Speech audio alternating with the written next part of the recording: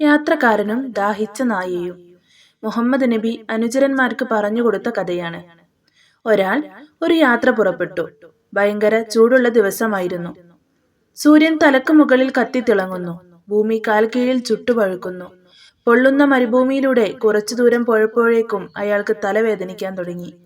ദേഹമെല്ലാം വിയർത്തു. തൊണ്ട വരണ്ടു. അയ്യോ, എന്തൊരു ചൂട്! ഇത്തിരി വെള്ളം കിട്ടിയില്ലെങ്കിൽ ഞാൻ ദാഹിച്ചു മരിച്ചു പോകും, അയാൾ സ്വയം പറഞ്ഞു. എന്നിട്ട് വെള്ളം അന്വേഷിക്കാൻ തുടങ്ങി.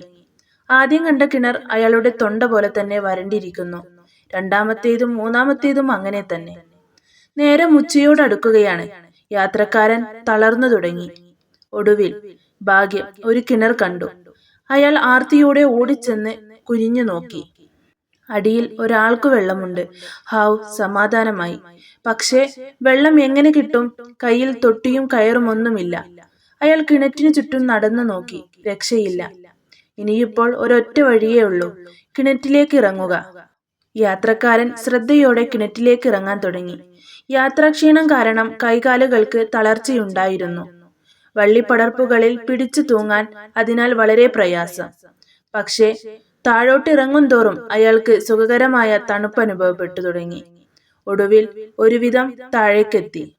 മുട്ടോളം വെള്ളത്തിലിറങ്ങി നിന്ന് അയാൾ കുനിഞ്ഞു. കൈകൾ രണ്ടും വെള്ളത്തിലാഴ്ത്തി വിരലുകൾക്കിടയിലൂടെ വെള്ളം തുളുമ്പിയപ്പോൾ ഹാ, എന്തൊരു സുഖം! അയാൾ വീണ്ടും വീണ്ടും കൈകൾ വെള്ളത്തിൽ മുക്കി.